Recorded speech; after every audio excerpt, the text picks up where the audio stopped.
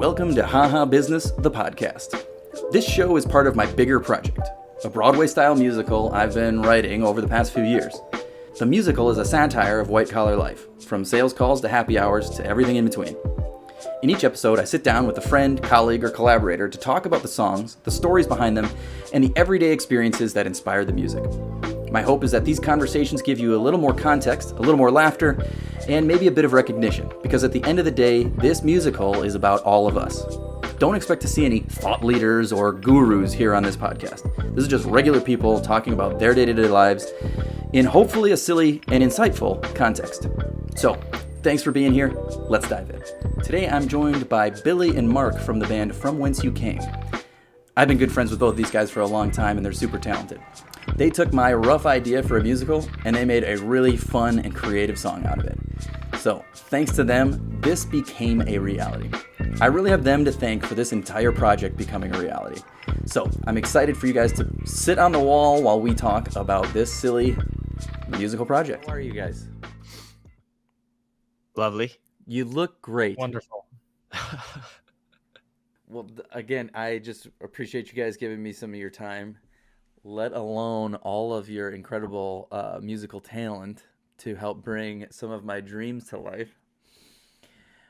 So, as we previously discussed, the way I envision this going is the first in a series of videos that I might turn into an audio podcast as well if we're able to capture all of the things needed for that.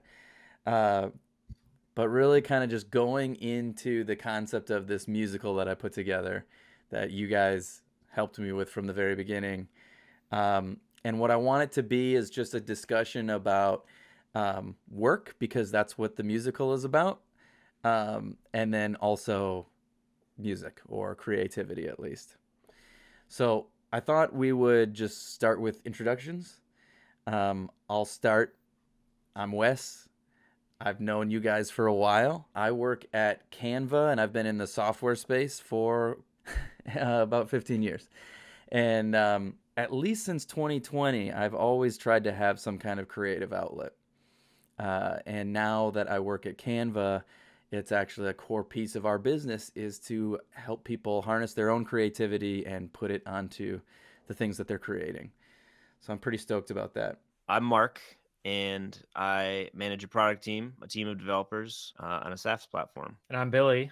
And I'm going to say I played in a band with Wes in high school. That's how I know Wes from way back. And Mark and I played in a band in college, and that's how we all kind of came to be connected. But I work for a real estate developer and property manager in the Madison, Wisconsin area. I'm the director of operations. I've been with them for 12 years. And now we're here many years later. Yeah, I feel like there was a big chunk of World of Warcraft playing that none of us are specifically very proud about that we're glazing over, that like solidified the years of our relationships, but we don't really have to go into that. The whole concept that the story of what happened with this musical. I took a sales job at the height of COVID, or when everything was locked down, and I found it very difficult to break through all the noise to try to attract new buyers or to make sales in a virtual environment. And so I started making these videos on LinkedIn to try to get my face out there and break through the noise one way or another. And eventually I found that I was having a lot of fun making these videos, and I decided to make one of my videos about a song.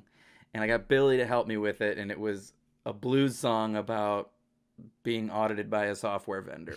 Very, very absurd subject matter, but I found it to be outrageously fun. And so as a way to continually to make music, I kind of came up with this whole idea of writing an entire musical as a writing prompt for what's the next song going to be that I can work on with one person or another. And now I've got the whole first act done, and I've teamed up with From Whence You Came for the first song for the opening number, and a lot of other talented musicians and friends for a lot of the other songs. I wanted to talk a little bit about what it was like for you guys when I asked you, hey, I've got this dumb idea to make a musical, but I don't really know what I'm doing with home recording and stuff like that. And I sent you basically just me singing over some software instruments.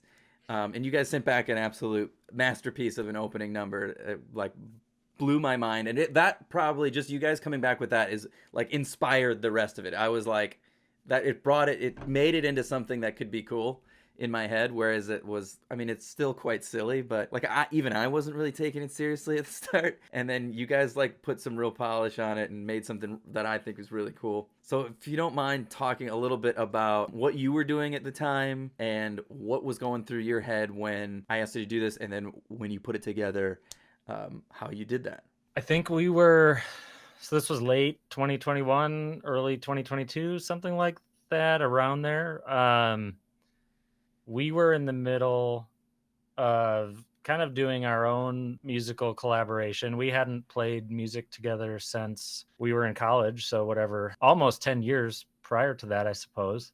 We hadn't really done music much together, but we had also kicked back off that journey during COVID, and we're working remotely with each other. Mark's in Minnesota, I'm in Wisconsin. I couldn't say what our immediate reaction was when you sent it to us. I bet we laughed at it, Wes. I'm not gonna lie to you. But we also had found, we both started separately working on ideas at the same time based on what you sent. So I think there was an immediate interest in collaborating with someone else and doing something that was very much a lot different than what we were doing. I don't know if you have a different memory of that, Mark, but I think that's pretty much where we were at the time. Yeah, the laughing happened, I'm pretty sure.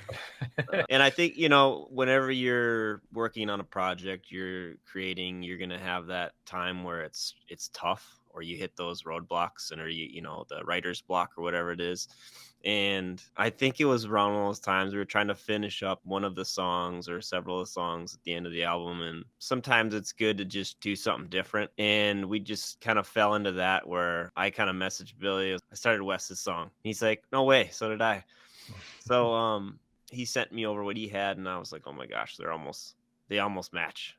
Perfect. Yeah, I mean, as part of COVID, everyone had a lot of time. We just kind of missed making music, and so that's how it came together, at least to start. We already had all the tools in place. I mean, we were already working together. You're working on something separate, Wes, and everyone kind of had their own thing going in 3 different locations. A lot of people were doing during COVID, I think, but Yeah, the time was right for it. well, yeah, and I got lucky that you guys had your whole collaboration already set up. I had no idea.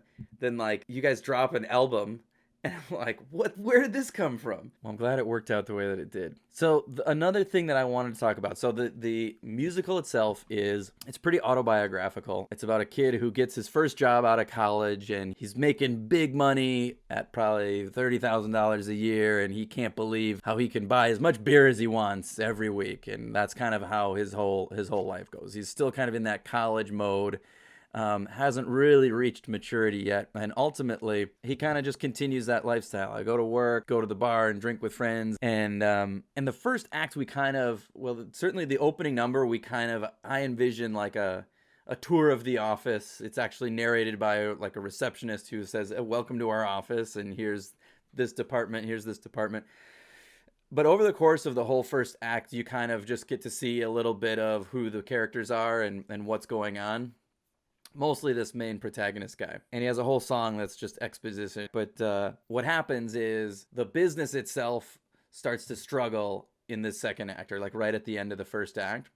And so he has this conflict of like, whoa, who am I without this job? Like, if I stop selling my widgets, I'm not going to be able to afford my beer and like post on Instagram how cool I am. And so he has this kind of existential crisis because his identity is far too coupled with like his job. And so then he's still quite ignorant. So he goes on this quest across the enterprise to try to solve the issues that they're having. And he learns a little bit about the way a corporation works. He goes to accounting, he goes to marketing, he goes to the product team, and he goes back to sales, and he finds that there's problems everywhere. And it really discourages him, but that's what kicks him into the third act, where he kind of self-actualizes or starts to realize that he is more than just his company or his job. And that's when he starts to ultimately consider going into business for himself with another friend of his. So, given that it's about work and like the whole project kind of explores every facet of like a corporate office, I thought I would ask if you guys have any good work stories to share that might be entertaining or that one person or another who might eventually watch or listen to this might be able to relate to. My immediate drop into the professional world, I think, was a lot different than yours. I was kind of working at a property on an island. I was brand new. I was young. I did not know what I was doing. My company at the time, I was very fortunate that they were heavy on training and they kind of hired college kids who didn't know what they were doing on purpose, which really did kind of like set me in this direction. I got a job and I went with it. I wasn't immediately passionate about what I'm doing, but I think later in my career, I now work in the corporate office and very much have all the characters that you touch on in this musical, and certainly have found myself in a role that now kind of I don't want to say I'm the glue because I'm not holding everyone together, but I kind of speak a little bit of everyone's language, and it makes it a very unique role, kind of trying to work with a lot of very different people. So my funny work stories and anecdotes are all from when I was on property, and they're all physical. Maybe funny is not even the word. It's more, I don't know. We have cars go through garage doors, and we have golf carts ending up in the lake, and we have wildlife stories and animals in the building and all that kind of thing. I think my one anecdote was that I'm probably one of the few people who can say they actually put out a dumpster fire at work, because I did. We had a dumpster on fire in the parking garage, and I grabbed the fire extinguisher and used it and put a dumpster fire out. So that's my best story I think I got for you. That's pretty sweet. I think it's a great example of how different the industries are that we're in. Mhm. I remember when one of your first jobs, pretty jealous you got free rent because you were the property manager. Yeah, and that comes with a lot of not great things at the same time, especially being new, being new to my career. I couldn't believe that I wasn't paying rent, and I felt like I was loaded. And, Yeah. you know, Did you ever have yeah, to go in like because you were like you kind of lived at your job? yeah, Did yeah, you have to do a lot of after hours stuff? Like would stuff go wrong at weird times that you'd have to get involved with? yeah. There's systems in place for the right people to have to deal with that kind of thing, but over time people learn you live there, and you get knocks on the door because they think you're there. That definitely happened. We had several situations like that. Also, having a pool is the worst. If you manage property, having a pool is the worst amenity you can possibly provide, because you will never stop dealing with pool issues. I couldn't use my pool. You can't go to the pool and look away at the whole time you're there. People do dumb stuff when they get wet, so your tenants just go crazy when they jump in the pool. Pretty much. And pools are there all night, and stuff happens at pools overnight. So, So, Mark, do you need another minute? No, I thought of several. I mean, just he kind of reminded me of where we start, and I spent a lot of time at like the help desk. When I was early in the job, I didn't know a lot about the company. I was just like answering phones, trying to fix stuff, trying to learn as I go. And a lot of the IT stuff was new to me. And we had this one person who would call in, and he would always start the calls by claiming he knew more than everybody in IT. And I want to talk to the server guys. I want to talk to this and that. And That's a he was classic. That's a classic character, by the way. Like everybody okay. knows a guy like that. So that was a struggle, and I had conversations on and off for years. And one time he was coming through the Twin Cities, and he was having issues for months on his machine. And I lived in St. Paul at the time, and I said, "Can you bring the machine in? You're going to be in the Twin Cities. Can you stop in the office?" He's like, "Well, I won't be there till about 8:30. You gonna be in there at 8:30 p.m.?" I'm like, "Well, no, obviously not." He's like, "Well, I gotta have dinner somewhere. You want to get dinner?" I'm like, "All right." See, that's that young, early career ambition right there. Like, Uh-huh. So that's why I was saying it. I'm like, it was kind of like yeah, I'll do it. I'll take one for the team. Where do you want to meet? And so I suggested a place right on Grand, just because it was convenient for me. So we had dinner, and I took his laptop the next day. We fixed it up, shipped it out to him where it was going to be the next spot, and he ended up sending me like two super nice golf polos. ones that he'd been handing out to people as a part of Nice. his. And I was just like, "That's awesome." I had trouble with him for so long because of his personality, very very dominant conversationalist. Yeah. Took a sort of a risk there and was rewarded. We all worked the same place, all had the same goal, and it was funny. I was just gonna say I'm starting a new job, and I started the same time as another colleague who's on my team, and we're talking about all the time how tons of catchphrases are like corporate jargon. We're building the airplane as we're flying it.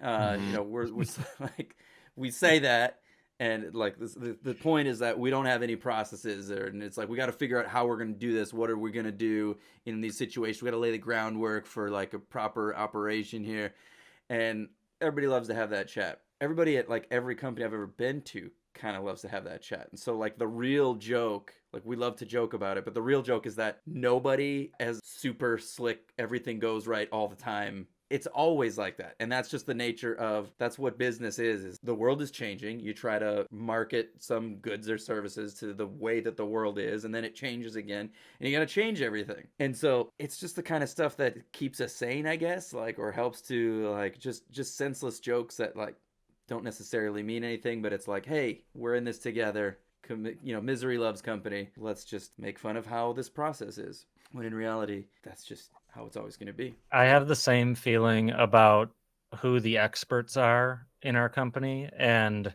how there were people early in my career that I looked up to and like, oh, they've been here and they know everything. They know what they're doing. And now some people maybe look at me that way a little bit, and I don't understand how anyone could feel it. It's weird being in that position, and we're figuring it out as we go, and I don't have all the answers, and a lot of time it's just the willingness and ability to go digging for it. And Yeah.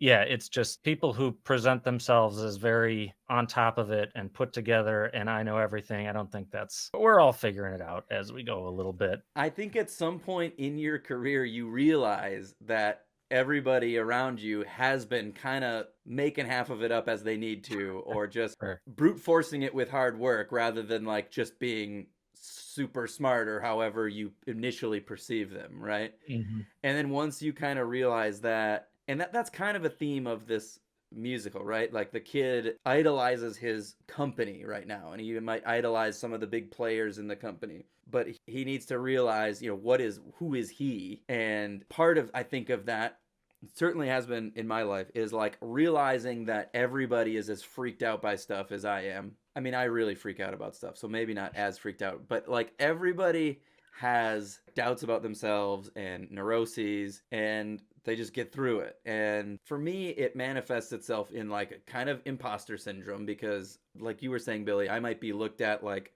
somebody who's younger in their career as somebody who is supposed to know what they're doing. And I don't feel like I'm like, and just rock solid, but also it's kind of freeing to realize that, we're all human. We're all kind of doing the best that we can. I really like what you said, Billy, the willingness and ability to go look for it, like Yeah. whatever the answer might be. Because I will say, there are people who just don't have the willingness. Like some people just act above things when in reality they're just not fun to work with. They're not team players. And desire to want to help is a big part of being somebody who is a good team player and who is contributing. All right, Awesome.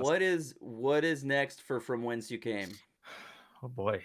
I don't know. Well, we probably got to wait another 10 years. We have 10 years between album cycles. So I don't think we properly promoted the last one, Mark. It kind of just landed on Spotify, and our close friends heard it, and that's about it. Yeah, I think there was some hesitation to really go crazy with that because it was a fun project that I feel like we both really enjoyed diving into, and then, revisiting that creative side of ourselves. And so getting to the point where we were like, let's release this, that was an accomplishment. It was great. It's a great feeling. And then we continued to work on some stuff on and off. I don't know. It didn't necessarily fizzle because we weren't interested. It was just other things that came up. Yes, I don't know what's next for From Whence You Came. We will probably dabble again. I'm sure of it, but I don't know when. It just, when it happens naturally, it happens. I think that even when we were making that, I don't know if we weren't, I don't know if we were making an album the whole time, but we were making songs, and sometimes you'd go 2 months and nothing would happen. Yep. And then someone fires off an idea, and that's what kind of clicks you back into it and gets you excited again. Yeah. And I think that's all it takes is just one person stepping up and throwing something out there. Yeah. That's like this project. Like I will go and do a bunch of stuff in a couple months and then I'll go and not touch it for ages. So you guys are not actively exchanging tracks at the moment. Not at the moment. Okay. Well, I'm sure our listeners are going to be really disappointed, but we'll make sure to let them know as soon as the band gets back together. All right.